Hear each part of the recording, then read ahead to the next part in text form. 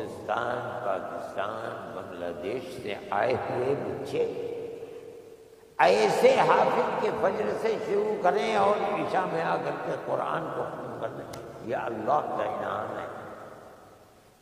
قرآن کی وشیشتا ہے، خصوصیت ہے، کسی دوسری کتاب کے حفظ کرنے والے نہیں ملے گے۔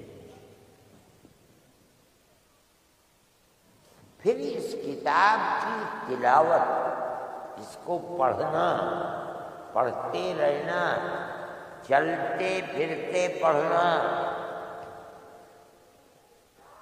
یہ اللہ نے اپنے بندوں پر جو اس کتاب کو مانتے ہیں یعنی مسلمان، ان کو حکم دیا قرآن کی تلاوت کرو۔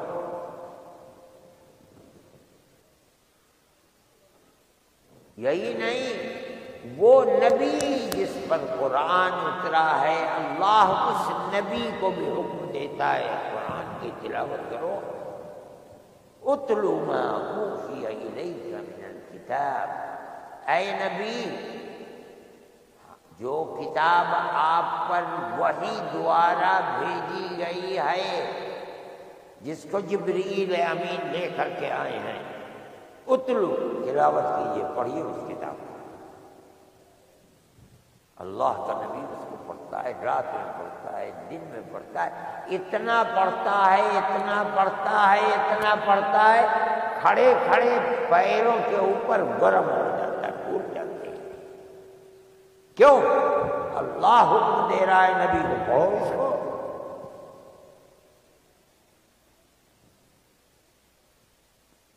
اور نبی اپنے ماننے والے صحابہ، اپنی امت کو حکم دے رہا ہے، پڑھو قرآن کو۔ یہ جو میں نے آیت پڑھی ہے اس میں اللہ تعالیٰ فرماتے ہیں وہ لوگ جو اللہ کی کتاب کی تلاوت کرتے ہیں، پڑھتے ہیں، قرآن کو پڑھتے ہیں، اللہ کہتا ہے کہ وہ لوگ اپنے اللہ سے بزنس کر رہے ہیں۔ بزنس میں کیا ہوتا ہے؟ ایک طرف سے پیسہ دیتا ہے اور مال آدمی لیتا ہے۔ یہ $1 لو اور مجھ کو $1 میں پانی کی بوتل مجھے دے دو، یہی تو ہوتا ہے۔ جو قرآن پڑھتا ہے اللہ سے بزنس کر رہا، قرآن اللہ کی خدمت میں پیش کرتا ہے، اللہ سے گناہوں کی مغفرت اور جنت کو خریدتا ہے۔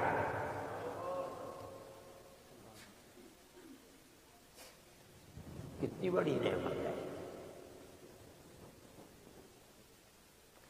اللہ کا نبی پڑھتا ہے اور اس نبی کے ماننے والے پڑھتے ہیں۔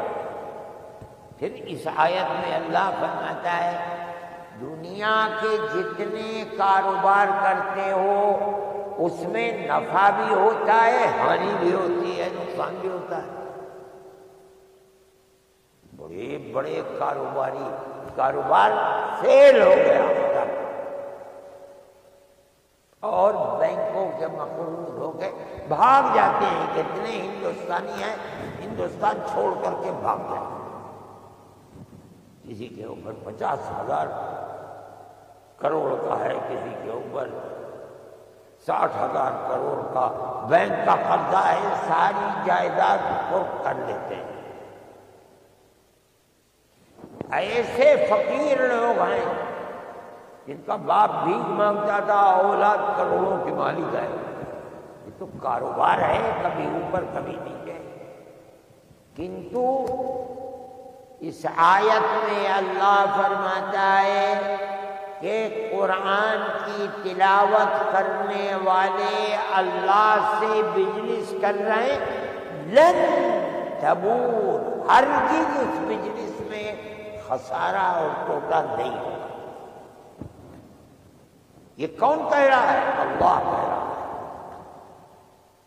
وہ کہہ رہا ہے ٹوٹا نہیں ہوگا، ہمارا ایمان ہے نہیں ہوگا۔ آسمان کا مالک ہے، بادشاہ ہے، جو چاہتا ہے کرتا ہے، جسے چاہتا ہے عزت دیتا ہے، جسے چاہتا ہے رسوا اور ذلیل کرتا ہے، وہ مالک ہے زمین و آسمان کا۔ وہ کہہ رہا ہے لن تبور، کبھی ٹوٹا اور خسارہ نہیں ہوگا اس کے اندر، کبھی ہانی نہیں ہوگی۔ کیا مطلب ہے؟ تو قرآن کو دے رہا ہے اور اللہ سے مغفرت اور جنت خرید رہا ہے، ہو نہیں سکتا کہ تو دے اور اللہ اپنے ہاتھ کو کھینچے نہیں۔ تو دے گا تو اللہ تجھے مغفرت اور جنت بھی ضرور دے گا۔ یہ قرآن کی وشیشتا ہے، خصوصیت ہے۔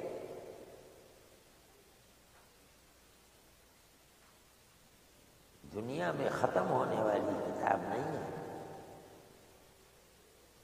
جو دنیا میں تلاوت کرتا ہے، ہو سکتا ہے کہ قبر کے اندر بھی اسے تلاوت کی اللہ توفیق دے دے مرنے کے بعد۔ حدیث میں آتا ہے، ایک صحابی کہتے ہیں اللہ کے نبی سے کہ یا رسول اللہ، بارش برسنے لگی اور میں بارش سے بچنے کے لیے پانی سے ایک گڑھے کے اندر زمین میں جگہ تھی، اس کے اندر گھس گیا۔ تھوڑی دیر میں نے جو مڑ کے دیکھا تو وہ تو قبر تھی، مڑ کے دیکھا کہ ایک آدمی پڑھ رہا ہے قرآن، سورہ ملک، تبارک الذی بیدہ الملک، اس قبر کے اندر بیٹھا ہوا پڑھ رہا ہے۔ وہ اسی کی قبر تھی، مرنے کے بعد بھی تبارک الذی بیدہ الملک کی سورت پڑھ رہا ہے۔ آ کر اللہ کے نبی سے بیان کیا کہ یا رسول اللہ یہ عجیب میں ہاں ہی المنجیہ، یہی تو نجات دلانے والی سورت ہے اللہ کے عذاب سے۔ کتنا خوش نصیب ہے کہ جو دنیا میں پڑھتا تھا، موت کے بعد قبر کے اندر بھی پڑھ رہا ہے۔ ہو سکتا ہے اللہ یہ خوش نصیب آپ کی اولاد کو بھی بنا دے۔ ارے بھائی موت تو ہر ایک کو آنی ہے، میں بھی مر جاؤں گا اور جو دنیا میں ہے سب مریں گے۔ ہو سکتا ہے کہ میرے اور آپ کے بچوں کو اللہ قرآن سے اتنا تعلق دے دے کہ یہ بچے بھی قرآن کی تلاوت کیا کریں۔ اور قرآن کی تلاوت کتنا لابھدائک ہے اس کا ہمیں آج اندازہ نہیں ہوتا، موت کے بعد اندازہ ہوگا کتنی